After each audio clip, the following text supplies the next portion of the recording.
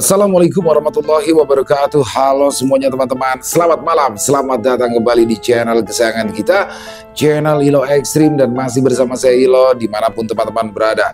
Semoga teman-teman selalu dalam keadaan sehat walafiat tanpa kekurangan satu apapun, amin amin ya robbal alamin.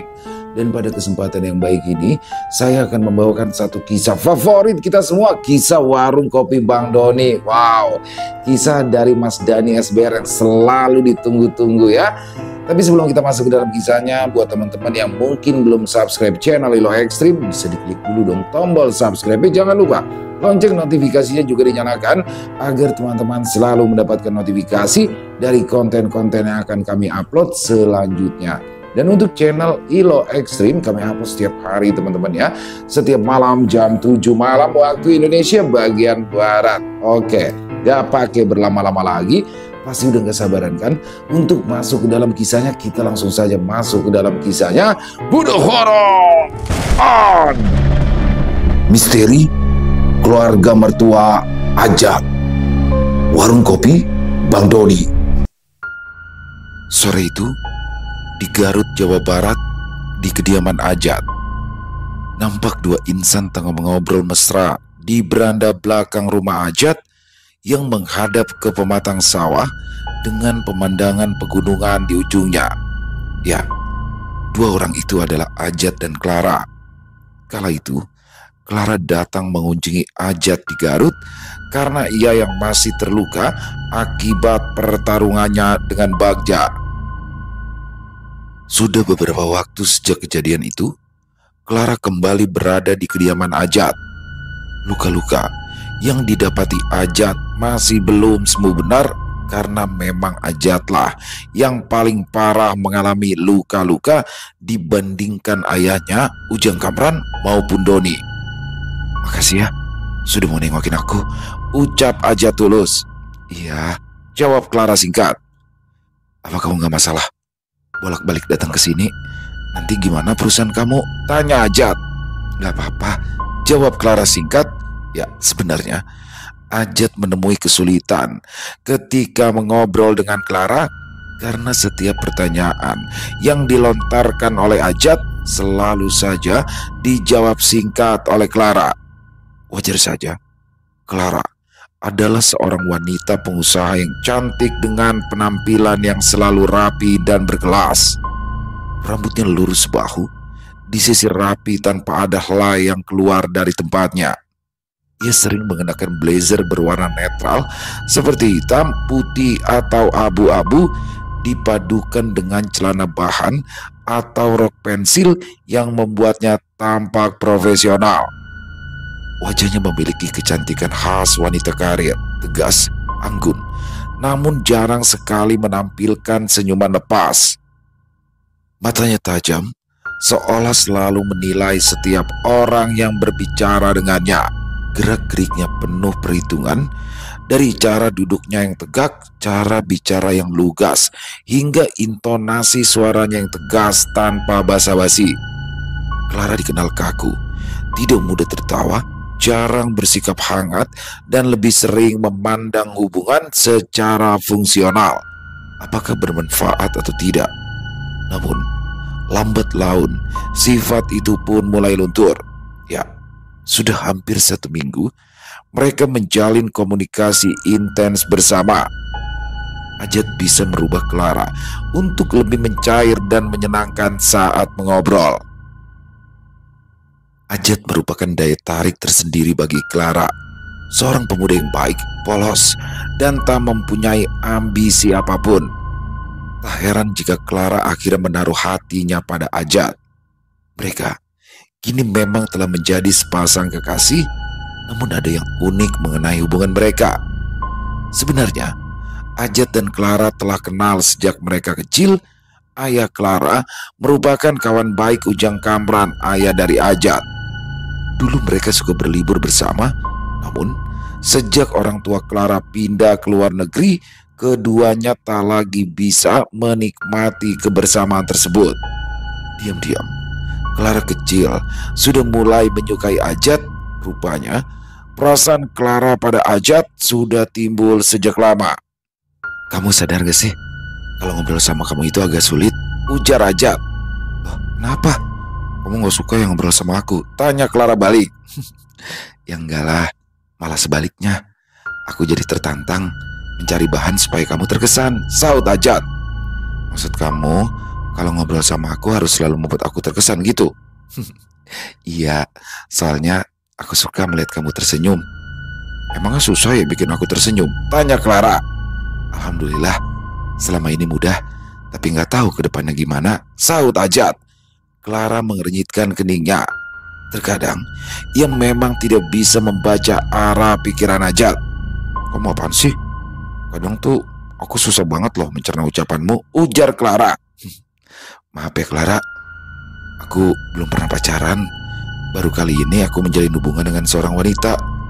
Dan aku ingin ini menjadi yang pertama dan terakhir, ungkap Ajat. Terus, gimana kalau kita langsung menikah aja? Jadi kita gak perlu pacaran lagi. Aku ingin lebih mengenal kamu saat statusku sudah menjadi suami kamu, ucap Ajat yang langsung membuat Clara tersentak. Ya, kalimat itu seakan membuat getaran yang berbeda pada diri Clara. Sebenarnya, Clara belum kepikiran sejauh itu. Namun tiba-tiba saja dari lubuk hatinya yang paling dalam, itu bukan hal yang buruk. Perlu diketahui, jika selama ini kehidupan yang dijalani Clara berjalan dengan datar, dia seakan tenggelam dalam kesibukannya sendiri. Namun semenjak dia menjalin hubungan dengan Ajat, seakan hidupnya lebih berwarna. Clara sering tersenyum sendiri saat mengingat kebersamaannya dengan Ajat. Oke, ayo kita nikah, jawab Clara tegas. Wajah Ajat langsung berubah sumringah. Dia tak menyangka jika ajakannya tersebut diterima dengan mudah oleh Clara. Jadi, kamu mau nikah sama aku? Tanya Ajat. Ya kenapa harus ragu? Bukannya menikah itu ada impian semua wanita. Ya aku pikir itu bukan hal yang buruk, ujar Clara santai. Berita itu pun seketika gempar ketika Ajat memberitahukan keluarganya, terutama kakeknya Akitata. Saat Clara telah kembali ke Jakarta, Ajat mengumumkan jika dirinya akan segera menikah dengan Clara. Apa? Kamu teh mau nikah, Jat? Alhamdulillah, akhirnya Aki bakalan punya cicit, ujar Akitata bahagia. Berita itu pun sampai di telinga Ujang Kamran dan istrinya Erna di Jakarta. Teplak, kedua keluarga itu pun langsung menjalin komunikasi yang intens untuk membahas pernikahan Ajat dan Clara. Akhirnya, setelah dilakukannya diskusi dan pertemuan antar keluarga, tanggal pernikahannya pun telah ditentukan. Sementara itu, di waktu dan tempat yang berbeda, pagi itu, suasana di rumah Doni nampak ramai. Rupanya, kediaman Doni didatangi oleh Baba Maun. Apa? Nasi bonis ketempelan. Sampai segala mau dibawa micinnya. Astagfirullahaladzim. Doni, bagaimana sih lu? Adek cuma atu aja lu kagak bisa jagain. Bagaimana ntar kalau lu punya anak, Ntar anak lu ngayap kemana-mana, lu nyana kagak tahu, ucap Baba Maun. Lah, ngapa larinya ke situ sih, Mbak? Saut Doni sewot. Mendengar celotehan Baba Maun, Mak Zubaida yang sedang menjajakan dagangan nasi uduknya langsung masuk ke dalam rumah. Maun, lu kalau ngomong udah kayak tua musola. Suara lu sampai kedengeran itu keluar, tegur Mak Zubaida yang masuk ke dalam rumah ingin mengambil sambal di dapur. Ya habisan gua kaget beda. Nasi bonis ponakan gua kesambet. Si Doni kaget tahu. Dah elah, lagian pan ada si Gembul juga. Lah emangnya dia kagak bisa ngendus apa tuh medi, ujar Baba Maun. Elah si Baba, emang kata si Gembul anjing helder apa bisa ngendus baik. Dia mah kebo, bisanya ngendus rumput, ucap Doni asal. Kebetulan Gembul yang sedang sarapan di luar langsung menyela pembicaraan. Kenapa saya dibawa-bawa sih, Pak? Payah lo, Bul. Ilmu lo kurang canggih. Kalah lo sama AI, sindir Baba Maun. Pilih, Aki tahu-tahuan AI. Emangnya apaan AI? Tanya Doni balik. Pembantu kita di dunia maya. Lo kalau apa-apa tanya sama dia. Mbak Google mah udah kagak lepal, ucap Baba Maun dengan sombongnya. Elah, babak palingan nanya tempat jualan rokok kaung di Bekasi. Amat lagi dah. Buatkan gambar seorang janda asal Bekasi, Nyang Bohai sama Nyang Demplon. Ngaku deh, Mbak. Tembak Doni. Mendengar itu, Baba Maun langsung tertegun. Bagaimana bisa Doni sampai tahu mengenai hobi barunya tersebut? Lah, Don, lo bisa tahu deh ya? Apa jangan-jangan lo AI juga ya? Ucap Baba Maun asal. Ya bagaimana kagak tahu. Tadi pas saya ngeliat handphone Baba, pas mau lihat nomor rekening Baba, kagak sengaja kepencet galeri. Dah, yang ada di galeri gambar cewek semua.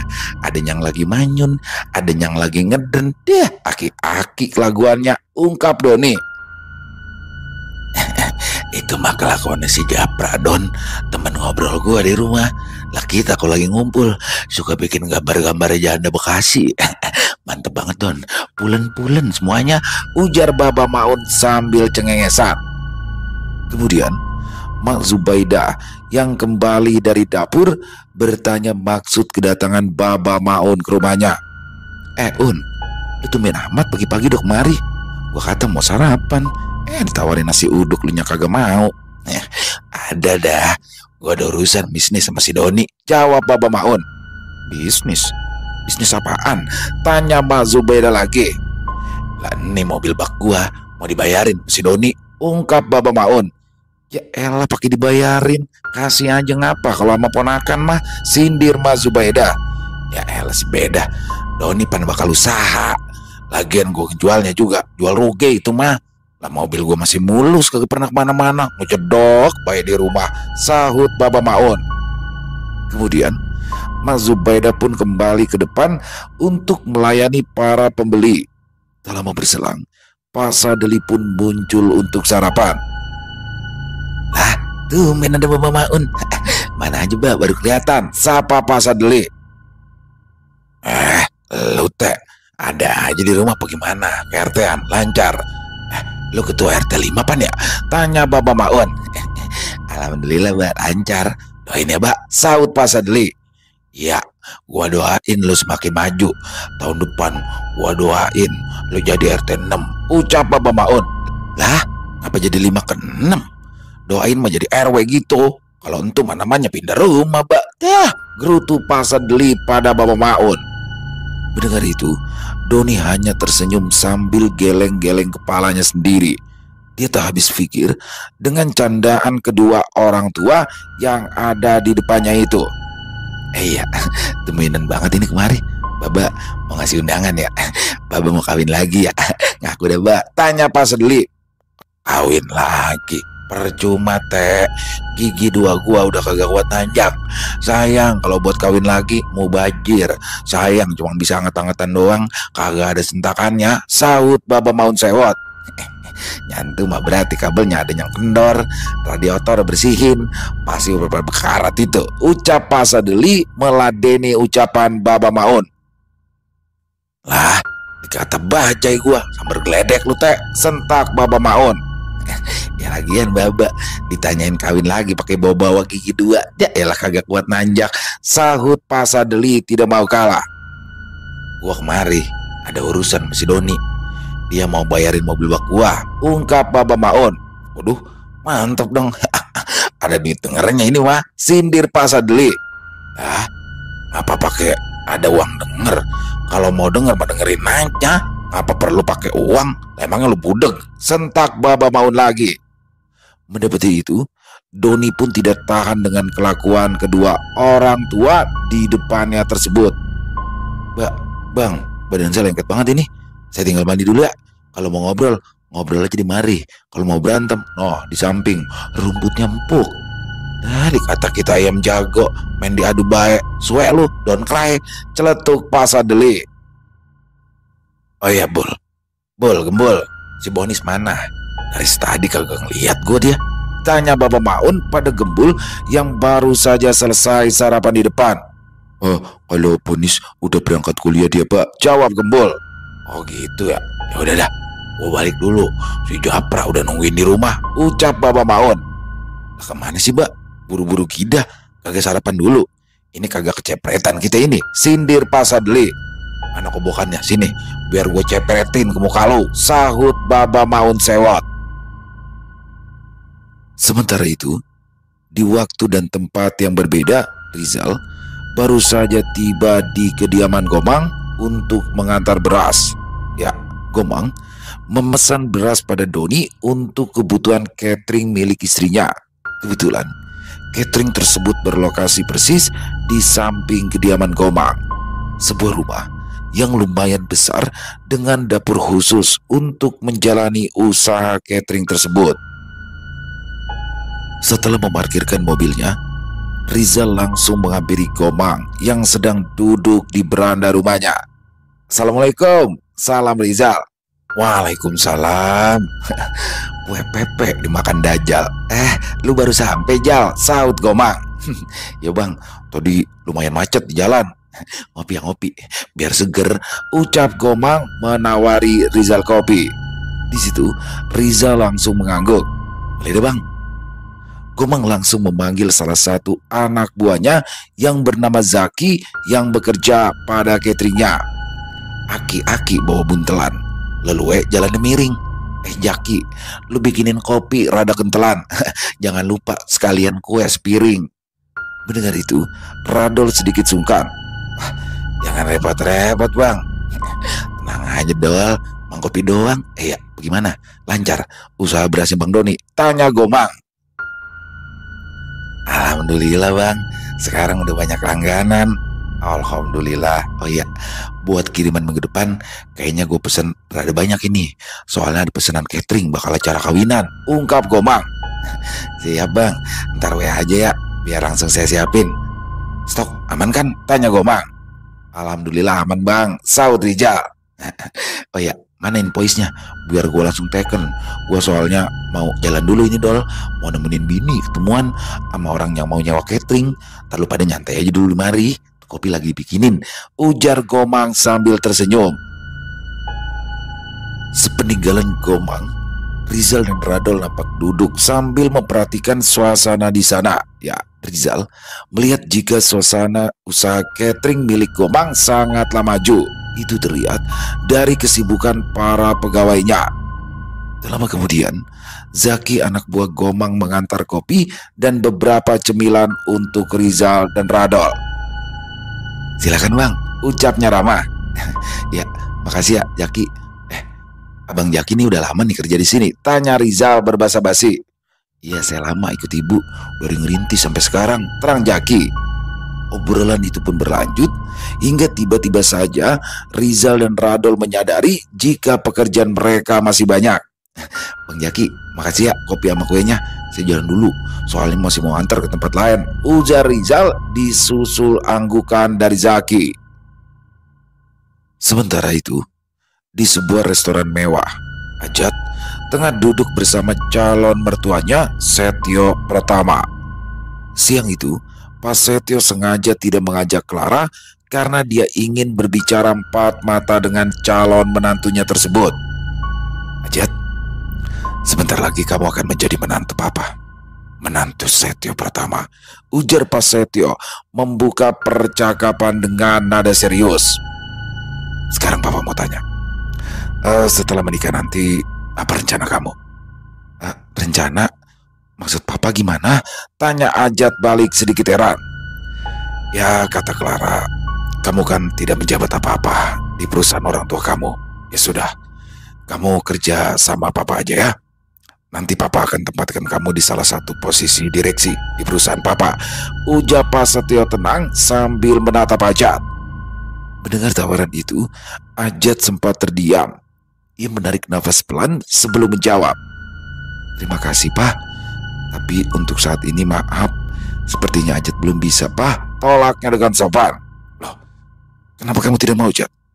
Apa menurut kamu perusahaan papa kurang besar? Tanya Pak Setio penasaran. Ajat tersenyum tipis. Bukan begitu Pak, perusahaan papa itu kan udah go publik dan jangkauannya global. Bagaimana bisa dibilang tidak besar? Katanya santun. Ya, lalu kenapa kamu tidak mau? Desak Pak Setio lagi. Ajat sudah punya usaha sendiri yang Ajat rintis dari nol, Pak. Dan alhamdulillah, usaha itu sekarang sudah berjalan dan semakin berkembang. Kalau Ajat bekerja di perusahaan Papa, nanti usaha Ajat bisa terbengkalai. Kasihan para pekerja yang ikut berjuang bersama Ajat dari awal. Lagi pula kan sudah ada Clara di perusahaan Papa. Biarin Clara aja yang melanjutkan dan memegang tanggung jawab di sana. Jelas Ajat pelan namun tegas. Pak Setio terdiam sejenak, lalu ia mengangguk kecil. Dia tampak memahami maksud dari calon menantunya itu. Baiklah, kalau memang begitu, Papa tidak bisa memaksa. Ya, kalau Papa pikir-pikir, kamu ini memang sangat mirip dengan ayahmu, Jat. Dulu itu ayahmu juga tidak mau bekerja di perusahaan milik ibumu, ucapnya dengan nada penuh kenangan. Ya, Pak Setio yang merupakan sahabat Ujang Kamran tahu betul riwayat sahabatnya itu. Dahulu ketika baru menikah, Ujang Kamran juga menolak tawaran jabatan tinggi di perusahaan mertuanya. Dan kini sejarah seolah terulang kembali pada Ajat. Papa nggak apa-apa kan kalau Ajat tidak bekerja di perusahaan Papa? Tanya Ajat agak sungkan. Mendengar itu, Pak Setio tersenyum hangat. Tidak apa-apa, Jat. Papa sangat menghargai keputusan kamu. Tapi ingat, pintu Papa selalu terbuka untuk menantu Papa, ujarnya sambil menepuk-nepuk bahu Ajat dengan penuh kasih sayang. Dari percakapan itu, tampak jelas betapa akrabnya hubungan mereka berdua. Wajar saja, Pak Setio sudah mengenal Ajat sedari kecil, bahkan sudah dianggap seperti anak sendiri.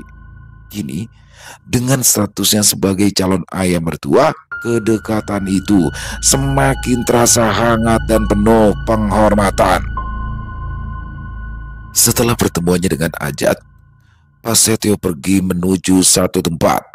Perlu diketahui, selama ini Pak Setio tinggal di luar negeri. Jadi wajar jika selama berada di Jakarta banyak tempat yang ingin ia kunjungi. Selain kantor-kantor miliknya, ia juga menyempatkan diri mendatangi rumah saudara dan para kolega.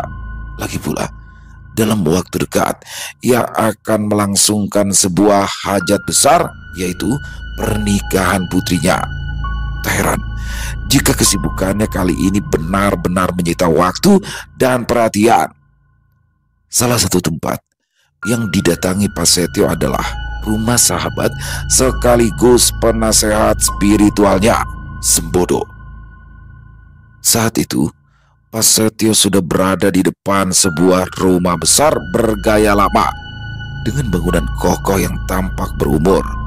Halamannya luas, dipenuhi pepohonan rindang yang memberi kesan sejuk dan tenang. Tak lama kemudian, seorang penjaga rumah menghampiri mobil Pak Setio untuk menyambut kedatangannya. Selamat sore, Pak. Silakan masuk. Bapak sudah ditunggu di dalam, ucap sang penjaga sopan. Pak Setio pun turun dari mobil dan berjalan masuk ke dalam rumah dengan kawalan penjaga tersebut. Di dalam, tampak seorang lelaki parubaya dengan rambut hampir seluruhnya memutih. Wajahnya dipenuhi keriput yang menjalar, namun sorot matanya tetap tajam, memancarkan wibawa yang kuat. Dialah Sembodo.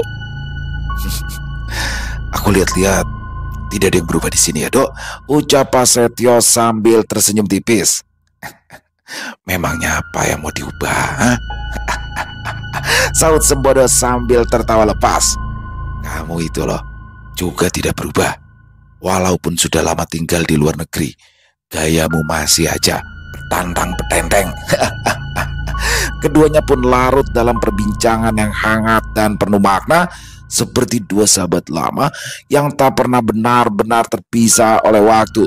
Namun, setelah cukup lama bernostalgia, suasana mendadak berubah ketika Pak Sembodo menatap tajam ke arah sahabatnya itu. Tio, ingat, sebentar lagi kamu akan menikahkan anakmu. Kamu tahu kan apa yang harus kamu lakukan? Mendengar perkataan itu, raut wajah Pak Setio langsung berubah. Senyuman yang tadi tersungging kini sirna, berganti tatapan kosong dan tegang. Entah apa maksud dari ucapan sembodo, namun jelas kata-kata itu menggugah sesuatu yang dalam, seolah mengingatkan Pak Setio pada sebuah janji lama atau mungkin sebuah kewajiban yang selama ini berusaha ia lupakan. Pertemuan sore itu berakhir dalam keheningan yang ganjil, meninggalkan tanda tanya besar di balik langkah Pak Setio yang perlahan menjauh dari rumah itu. Singkat waktu, tibalah hari yang dinanti, hari di mana Ajat dan Clara akan melangsungkan pernikahan mereka. Acara itu digelar dengan mewah di sebuah hotel megah yang terhubung langsung dengan salah satu pusat perbelanjaan ternama. Para tamu yang hadir pun bukan orang sembarangan, deretan pengusaha sukses, pejabat penting, dan tokoh berpengaruh tampak memenuhi ruangan. Wajar saja, sebab baik keluarga Clara maupun keluarga Ajat dikenal sebagai keluarga terpandang. Masing-masing memiliki kerajaan bisnis yang besar yang menjadikan pernikahan ini bukan sekedar penyatuan dua insan, melainkan juga dua kekuatan besar dalam dunia bisnis.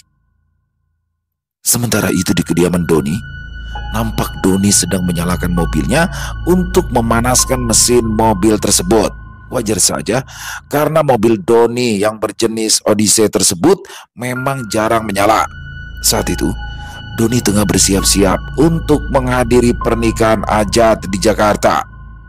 Ketika sedang berada di dalam mobil, tiba-tiba saja Doni dikejutkan oleh kemunculan Pak Sadli. Don, jalan jam berapa? Tanya Pak Sadli. Astagfirullah bang, ngagetin orang aja sih, sentak Doni. Ya elah lu, masih muda udah kagetan aja. Ini kita jalan jam berapa? Tanya Pak Sadli lagi. Ya bentar lagi bang. Lah abang masih singletan aja sama sarungan. Abang jadi ngikut apa kagak sih? Ya ikut. Bini gue udah rapi. Gue mah gampang. Lah tinggal melorotin sarung sama pakai batik ya kelar. Lah terus abang kagak pakai celana gitu? Kok cuma pakai batik doang? Ledek Doni. Lu kata gue orang gila apa? Kondangan kagak pakai celana. Ya pakai Doni, sahut Pak Sadli sewot. Tapi ngomong-ngomong ya, gue pun cuma berdua nih sama bini gue doang. Kagak bisa ngebenon disempilin di mobil lu gitu. Masa iya gue berdua doang pakai mobil? Mana jauh banget ke Jakarta. Lumayan pan bensin sama tolnya, ucap Pak Sadli. Elah bang, pan udah saya bilang waktu untuk kagak muat di mobil saya. Ada saya, kekasih saya, emak, Bonis, Gembul, sama Eis. Jangan lupa si Gembul dihitung 2 orang. Abang mau dipangku sama si Gembul, ujar Doni. Set, adalah kata gue bocah pakai dipangku segala.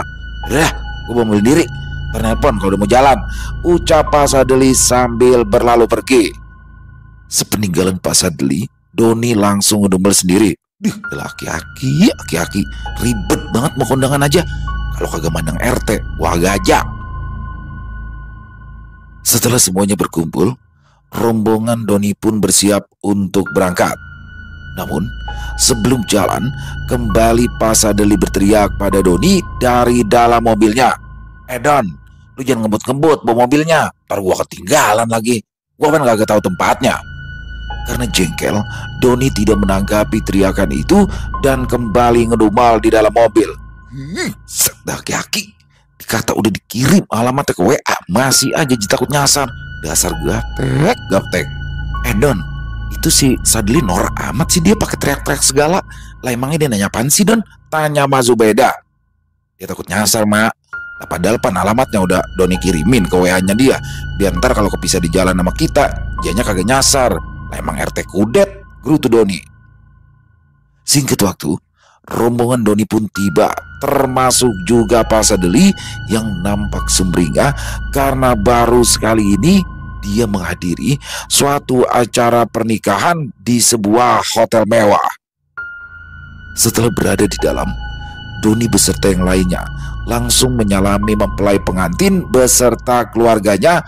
Ujang Kamran sangat bahagia dengan kedatangan Doni beserta keluarganya. Begitu juga dengan Ajat dan Clara yang langsung menyambut tangan. Selamat ya Jat, Clara. Semoga jadi keluarga sakinah mawaddah warahmah, ucap Doni pada kedua mempelai. Sama-sama Bang Doni. Terima kasih juga sudah datang ke acara nikahan saya, sahut Ajat disusul senyuman dari Clara. Bang Doni, langsung makan aja ya. Itu mejanya sudah saya siapin buat Bang Doni sekeluarga, ucap Ujang Kamran. Doni beserta yang lainnya pun segera menyebar. Di situ, Doni mengajak Nani mencari hidangan berupa zubasup dan kambing guling. Sedangkan Mak Zubaidah, Bonis, Gembul, Eis nampak mengantri di meja prasmanan. Loh Bang, kita nggak ikutan Mak Bang? Tanya Nani. Makan nasi mah di luar banyak Princes. Kita nyari yang jarang ada di luar, jawab Doni. Kemudian semuanya nampak berkumpul di meja dengan makanannya masing-masing. Pak Sadeli yang melihat Doni membawa kambing guling nampak iri. Lah Don, lu dapet aja kambing guling? Belah mana itu Don? Tanya Pak Sadeli. Bang, habisin dulu nasinya, baru nanyain yang lain, protes istri Pak Sadeli. Pak RT mending jangan makan yang beginian dah, ntar leher kaku. Ledek Doni. Enak aja lu Don, gua mah masih sehat. Biasanya nih gua kalau abis makan kambing, malamnya gua gak bisa diem. Asal lu tahu aja ya, sahut Pak Sadeli tak mau kalah. Kagak bisa diem. Kalau abang habis makan kambing, malamnya ngacak-ngacak sampah gitu, ledek Doni lagi. Bukannya kagak bisa diem gitu. On, gue jadi on, caang keras. Ucap Pak Sadeli frontal. Abang ngomong apaan sih? Mulai aja sih, sentak sang istri. Mendapati itu, Pak Sadeli langsung ciut. Bercanda Mi, bercanda. Setelahnya semuanya nampak kekenyangan. Namun tidak demikian dengan Gembul. Ya, Gembul masih saja hilir mudik mengambil semua hidangan yang tersedia. Tak ayal Doni pun langsung mengomentarinya. Si Gembul lagi pamer skill ini romannya, ujar Doni. Lah, skill apaan Don? Tanya Pak Sadeli. Skill ngebadog. Oh, liatin aja tuh, masih ngunyah aja mulutnya. Kayaknya lambungnya dia kagak ada ujungnya ya, ledek Doni lagi. Biarin aja ngapa tong, lagian pan jarang-jarang si Gembul datang ke tempat beginian, ucap Mak Zubaidah yang membela Gembul. Namun seketika pandangan Doni tak sengaja melihat seseorang yang sangat dikenalinya. Gomang. Ya, rupanya Doni melihat Gomang yang nampak berjalan di depannya. Tayal, Gomang pun langsung menoleh. Bang Doni. Gomang langsung menghampiri Doni yang sedang duduk di mejanya. Tak lupa Gomang juga menyalami yang lainnya. Lu ngapain Mang di mari? Diundang juga lu? Emang lu kenal sama pengantinnya? Tanya Doni bertubi-tubi. Beli ikan di Tenabang. Bukan Bang, saya lagi ngawasin catering saya. Kebetulan nih acara make catering istri saya, jelas Gomang. Mendengar itu, Doni tidak menyangka bagaimana tidak beras yang digunakan Gomang adalah beras yang berasal dari Ajat, dan secara tak langsung Ajat memakai beras miliknya sendiri untuk acara pernikahannya. Waduh, bisa kebetulan amat ya. Asal lu tahu Mang, yang nikahan ini yang punya beras yang suka lu pesen, ungkap Doni. Wah, lah iya, apa benar begitu Bang? Waduh, bisa kebetulan gitu ya. Oh iya, nanti mampir Bang ke rumah saya. Dari sini rumah saya mah kagak jauh, ucap Gomang. Ya lihat nanti ya Bang, insya Allah kita mampir. Ya udah, dilanjut aja makanya Bang Doni maju beda semuanya ya. Saya mau ke belakang dulu, biasa ngawasin anak-anak, ujar Gomang sambil berpamitan. Sepeninggalan Gomang, Mak Zubaidah pun bertanya pada Doni. Jadi ini makanan yang kita makan bikinan cateringnya si Gomang ya Don? Ya Mak, buat dia sekarang mah kayaknya cateringnya bagus dah. Lah, acara segini gede pakai catering dia, berarti kan cateringnya dia tergolong top, ujar Doni. Akhirnya acara pernikahan itu pun selesai. Rombongan Doni telah pulang ke Bekasi. Sementara kedua mempelai bersiap-siap menginap di salah satu kamar di hotel tersebut. Kamar yang ditempati Ajat merupakan tipe kamar yang berjenis Presiden Suite. Tak hanya kamar tidur, Di dalamnya juga terdapat ruang tamu, ruang makan, dapur, serta balkon di luar. Setelah berada di dalam kamar dan berganti pakaian, Ajat bertanya pada Clara, Kamu capek, Clara?" "Lumayan, ternyata berdiri berjam-jam di pelaminan capek juga ya. Apalagi kita harus senyum terus," jawab Clara. "Ya sudah, kalau gitu kamu langsung tidur aja ya." "Apaan? Tidur? Sayang, ini kan malam pertama kita, masa ya langsung tidur?" ucap Clara memancing. "Terus kamu mau apa?" tanya Ajat polos. "Emangnya kamu gak mau ngapa-ngapain aku apa? Aku ini kan udah bisa jadi istri kamu." Mendengar itu, Ajat nampak tegang dan gelisah. Ya, wajar saja karena ini adalah pengalaman pertama bagi Ajat berduaan sekamar dengan seorang wanita. Tentunya hal itu juga yang pertama bagi Clara. Namun pemikiran Clara yang sudah open-minded sehingga dia tahu betul apa yang seharusnya dilakukan oleh sepasang pengantin baru. Iya, aku mau. Memangnya kamu teh nggak capek?" tanya Ajat balik bertanya. Namun Clara tidak menjawab pertanyaan itu. Dia langsung memeluk Ajat erat hingga keduanya terbaring di atas kasur lembut itu. Pada akhirnya keduanya pun merasakan sensasi malam pertama. Hal lumrah ketika dua insan terasa menjadi sepasang suami istri. Singkat waktu, Ajat terbangun dari tidurnya. Dia terkejut ketika melihat jam di meja samping tempat tidurnya. "Astagfirullah, udah jam 5:30. Sayang, Clara, bangun, kita subuhan dulu," seru Ajat panik. Rupanya Ajat takut kesiangan untuk sholat subuh karena ia sudah terbiasa bangun lebih awal setiap hari. Clara yang masih setengah sadar hanya bergumam pelan, "Aku masih ngantuk, sayang." "Iya, nanti lanjut lagi tidurnya. Sekarang kita mandi dulu ya. Jangan sampai ketinggalan waktu subuh," ucap Ajat sambil berusaha membangunkan Clara dengan lembut. Di situ, Ajat rupanya sadar betul akan posisinya. Ya, dia kini adalah seorang suami dan imam di keluarganya, sehingga dia harus menerapkan disiplin beribadah pada istri tercintanya. Saat sarapan, wajah Clara nampak senyum-senyum sendiri. Hal itu pun menggelitik Ajat untuk bertanya padanya, "Sayang, kamu teh lagi mikirin apa? Kok senyum-senyum sendiri?" "Enggak, aku baru sadar kalau sekarang aku udah punya suami. Padahal dulu aku adalah orang yang paling skeptis masalah pernikahan. Menurutku pernikahan itu hanya membuang waktu dan gak guna. Tapi sekarang ternyata aku sudah menjadi seorang istri," ungkap Clara sambil menceritakan masa lalunya. Allah itu maha membalik-balikan hati hambanya. Kita sebagai manusia memang ditakdirkan berpasang-pasangan. Jadi kita itu gak boleh sombong, ujar Ajat menasehati istrinya. Mendengar itu, Clara hanya tersenyum sambil mengangguk kecil. "Oh iya sayang, kayaknya acara bulan madu kita ke Eropa diundur dulu deh. Papa minta kita jangan kemana-mana dulu. Sama satu lagi, Papa minta kita tinggal sama dia dulu untuk sementara." Ajat langsung mengangguk tanda setuju. "Iya sayang, aku baik-baik saja. Kan emang yang mau bulan madu ke Eropa kan kamu.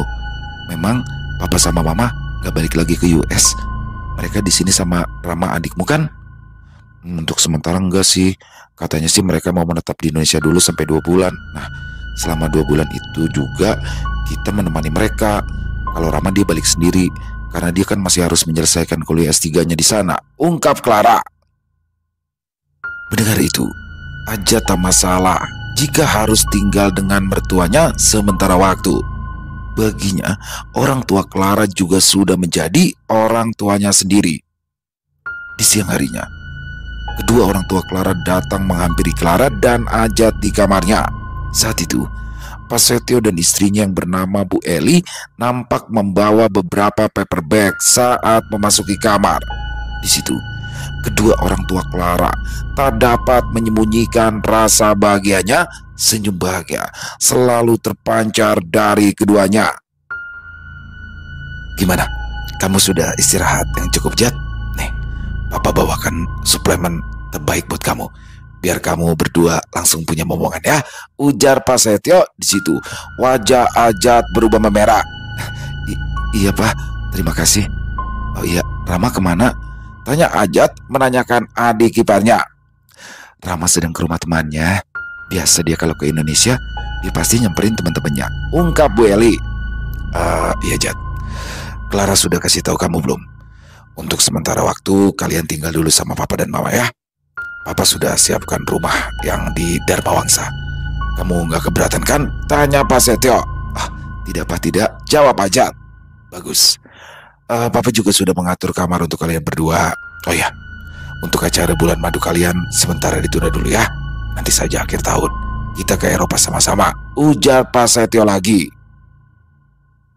Sementara itu, di waktu dan tempat yang berbeda, pagi itu, Gembul yang sedang sarapan nampak termenung seperti tak selera untuk makan. Sehingga hal itu pun mengusik Doni yang duduk tepat di sampingnya. Bul, apa lu?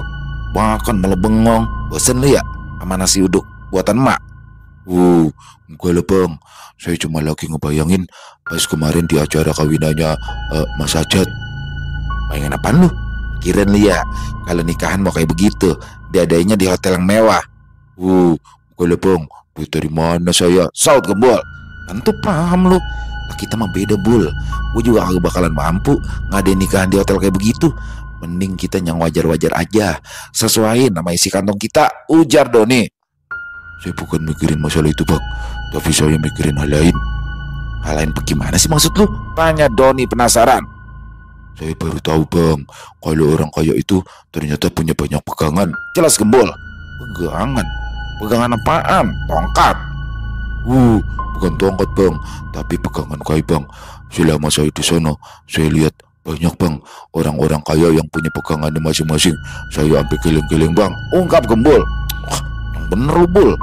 Tapi sih emang ya, setahu gua kalau orang yang punya kedudukan pasti punya pegangan. Soalnya pan musuh dia pada banyak. Kalau polos-polosan aja mah kadang-kadang gampang kesingkirnya. Tapi ya kagak tahu juga sih. Gua kagak pernah mikirin masalah begituan. Iya. Terus lu bisa ngeliatnya dari mana Bul? Apa jangan-jangan orang yang punya pegangan napas beda kali ya? Saud Doni. Abang sih beloan banget. Ya napas mah sama aja bang, kayak orang biasa. Tapi saya bisa ngelihat dari auranya bang. Sama kadang-kadang ya bang, makhluk penjaganya itu selalu ngikutin. Pokoknya macem-macem bang bentuknya. Jelas Gembul. Ya udah dah, sekarang mah kita stop dulu dah ngomongin memedi.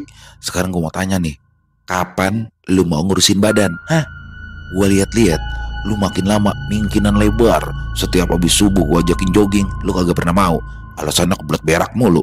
Siangnya gue suruh mukulin samsak di belakang, gak mau juga. Alasannya lu udah mandi, takut keringetan. Padahal sengaja gue beli samsak sampai 2. Terus kalau gue latihan silat, lu kagak pernah mau ikutan. Bul, emangnya lu kagak takut mati muda apa? Apalagi lu pan katanya mau nikah sama Seis. Kasian ntar Seis kalau lu sampai mati duluan, ujar Doni berusaha menasihati Gembul. Ya memang selama ini Doni selalu berusaha untuk membujuk Gembul berolahraga. Doni cemas dengan kondisi tubuh Gembul saat ini. Kemudian dengan suara bijaksana Gembul pun berkata, Bang Doni, hidup dan mati itu ada di tangan Gusti Allah. Saya juga sebenarnya pengen kurus bang, tapi apa daya bang, saya ini laparan terus hawanya. Bagaimana lu kagak laparan terus Gembul? Lalu lihat YouTube isinya konten makanan melulu. Ya bawanya lapar mulu lu. Emangnya kagak ngap apa lu? Ya sebenarnya ngap sih bang. Ya udah, insya Allah besok habis subuh saya ikut abang acucing. Dulu ya. Pokoknya setiap habis dari masjid pulang sholat subuh kita langsung jogging. Awas lu kalau kagak ngikut. Siap bang, tapi pulangnya sarapan lontong sayur di depannya. Saya udah incer soalnya, ucap Gembul yang seketika membuat Doni geram. Bujuk dah, makanan lagi. Emangnya di pala lu isinya apaan sih Bul selain makanan? Gembul hanya tersenyum simpul tanpa membalas ucapan Doni sedikit pun. Sementara itu, setelah menghabiskan 2 hari menginap di hotel, Ajat dan Clara mulai pindah ke rumah milik orang tua Clara yang terletak di Bilangan, Jakarta Selatan. Rumah itu begitu megah, berpagar tinggi dengan halaman luas dan taman yang tertata rapi. Di dalamnya bahkan terdapat sebuah bangunan tambahan berbentuk paviliun yang terpisah dari rumah induk. Rumah utama berdiri anggun di tengah area hijau dengan rumput yang terpotong rapi. Di bagian tengah halaman belakang terbentang kolam renang berbentuk persegi panjang yang akhirnya memantulkan cahaya sore, menambah kesan elegan sekaligus dingin. Saat pertama kali tiba, Ajat sempat tertegun. Ia tidak menyangka jika keluarga mertuanya memiliki rumah semewah itu. Dalam hati, ia merasa seperti berada di dunia yang berbeda, dunia yang mungkin belum tentu benar-benar bisa ia pahami. Sesampainya di teras, Pak Setio langsung memperkenalkan para penghuni rumah. Ajat, ini Bu Laksmi dan ini Mbak Yuyun. Mereka yang bertugas di dalam rumah. Lalu ini Pak Rudi dan ini Pak Dodi, sopir di sini. Kalau Pak Dodi mungkin kamu sudah kenal ya. Nah, ini Pak Sugeng, tukang kebun yang merawat taman supaya selalu terlihat rapi. Ajat tersenyum ramah sambil mengangguk kecil pada satu persatu orang yang disebutkan. Namun, perkenalan belum selesai. Pak Setio lalu memanggil seseorang yang sejak tadi berdiri agak jauh di ujung teras. Dan ini Pak Sembodo. Dia ini asisten papa. Dan dia tinggal di pavilion belakang. Ucap Pak Setio dengan nada berbeda, lebih berat dan berwibawa. Ajat menoleh. Seorang pria parubaya melangkah pelan mendekat, rambutnya hampir seluruhnya memutih, kulit wajahnya dipenuhi keriput, namun sorot matanya tajam dan dalam, seolah bisa menembus batin siapapun yang menatapnya. Salam kenal Pak, ujar Ajat sopan sambil menundukkan kepala. Pak Sembodo hanya mengangguk pelan, senyumnya tipis, nyaris tak terlihat. Ada sesuatu dari tatapan mata lelaki itu yang membuat Ajat merasa tidak nyaman. Sore itu, setelah semuanya beres, Pak Setio menepuk bahu Ajat pelan. Ajat, mulai saat ini kamu adalah bagian dari keluarga Papa. Papa sudah menyerahkan putri Papa satu-satunya sama kamu. Tolong, kamu jaga Clara ya. Dan rumah ini adalah rumah kamu juga. Dan Papa harap mulai saat ini kamu jangan sungkan-sungkan lagi sama Papa ya. Ajat mengangguk. Oh ya Ajat, ada satu hal lagi. Kalau malam, usahakan jangan keluar rumah ya. Terutama kalau kamu dengar suara-suara aneh dari arah taman belakang. Abaikan saja. Ya itu cuma angin lah ya. Memang rumah ini kan punya sirkulasi udara yang kencang. Jadi kalau baru tinggal di sini pasti akan mendengar suara-suara aneh dari arah belakang. Pak Setio menatap Ajat cukup lama, seolah dia ingin memastikan menantunya itu benar-benar mengingat kata-kata itu. Ajat hanya tersenyum kaku, berusaha menganggap ucapan itu sebagai candaan. Tapi entah mengapa, hawa sore itu terasa berbeda. Dari kejauhan, di balik jendela pavilion yang tirainya tertutup rapat, seperti ada bayangan seseorang yang sedang memperhatikan mereka diam-diam dari dalam pavilion. Dan di saat Ajat menoleh, bayangan itu sudah menghilang.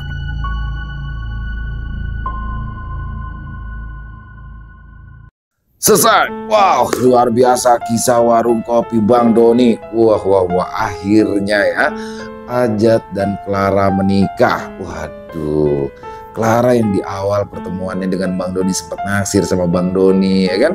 Tapi ternyata begitu cepatnya ya, sat, nggak taunya nikah tuh sama Ajat. Itulah jodoh teman-teman ya, nggak bisa ditolak, nggak bisa apa. Akhirnya mereka berjodoh. Dan ternyata juga Clara memang dari dulu nih, waktu masa kecilnya tapi ya, dia suka juga tuh sama Clara, sama Ajat ya. Dan akhirnya ya ini Ajat polos banget ya. Malam pertama istrinya disuruh tidur begitu aja. Waduh. Itu mah di hotel hotel bintang 5 nih, kayaknya saya tahu nih hotelnya di mana karena deket sama pusat perbelanjaan nih. Dan di daerah Jakarta Selatan. Jadi saya tahu nih kayaknya di mana nih. Jadi setelah acara pernikahan selesai dia langsung di kamar presiden suite lagi. Waduh, tuh kalau cowok biasa begitu ditomprok langsung Clara tuh. Kalau Pak Sadli bukan main, dia kan caeng lagi. Parah, Pak Sadli. Dan di sini ya itulah bukti dari kepolosannya si Ajat. Dan Clara aja udah, untung Clara langsung inisiatif, langsung dia nomprok duluan tuh. Waduh, ini kisah Bang Doni emang komplit ya. Ada Gomang di sini muncul lagi dengan pantun-pantun yang luar biasa, dan ternyata cateringnya Gomang tuh yang dipakai pada saat pernikahannya Ajat. Jadi Ajat tuh pakai beras dia sendiri yang harus muter-muter tuh dari Garut ya kan, ke Bekasi, ke Bang Doni, ke Jakarta Selatan, sampai akhirnya acara nikahan pakai beras dia sendiri. Luar biasa. Dan Doni juga tanpa disadari makan beras yang dia jual sendiri. Ini benar-benar suatu lingkaran yang baik banget sih bagi saya ya. Dan bagaimana juga sangat bervariasinya di sini, ada Gomang dan juga biasa dah Pak Sadli nih. Ya emang Pak Sadli sama Pak Aslem nih 11-12 sama-sama ngeselin ya kan. Mana ngomongnya seberanganan banget lagi di depan khalayak ramai, istrinya kan malu ya kan. Dan kalau habis makan kambing malamnya suka ngacak-ngacak ya kan. Waduh parah banget deh. Kalau kisahnya keren banget, dan ini adalah salah satu kisah favorit saya, Warung Kopi Bang Doni. Dan buat teman-teman jangan sampai ketinggalan buat kisah Bang Doni selanjutnya, karena pastinya akan terkuak nih. Pak Setio gimana sama Pak Sembodo. Wow, luar biasa. Terima kasih kepada Mas Dani SBR. Ditunggu lagi untuk kisah Bang Doni selanjutnya. Dan semoga kisah barusan bisa menghibur teman-teman semua ya. Para pecinta penikmat horor misteri, lebih khususnya lagi kepada para subscriber dari channel Ilo Extreme. Buat yang suka dengan videonya bisa diklik tombol like atau tombol jempolnya. Boleh juga dibantu di share ya link videonya ini ke teman-teman yang lain agar juga ikut merasa terhibur. Dan buat teman-teman yang punya komentar lain silakan bisa menuliskan di dalam kolom komentar atau hanya sekedar saling menyapa. Insya Allah kami akan menjawab satu persatu. Di akhir kata, saya Ilo mengucapkan permohonan maaf apabila mungkin dalam pembawaan kisahnya barusan ada kata-kata saya yang salah ataupun ada kata-kata saya mungkin yang kurang berkenan. Saya mohon dibukakan pintu maaf yang seluas-luasnya. Sampai berjumpa lagi di konten-konten kami selanjutnya yang pasti tidak kalah ngerinya, yang pasti tidak kalah seramnya. Masih bersama saya Ilo di channel Ilo Extreme. Salam sehat, sukses selalu untuk kita semua. Wassalamualaikum warahmatullahi wabarakatuh.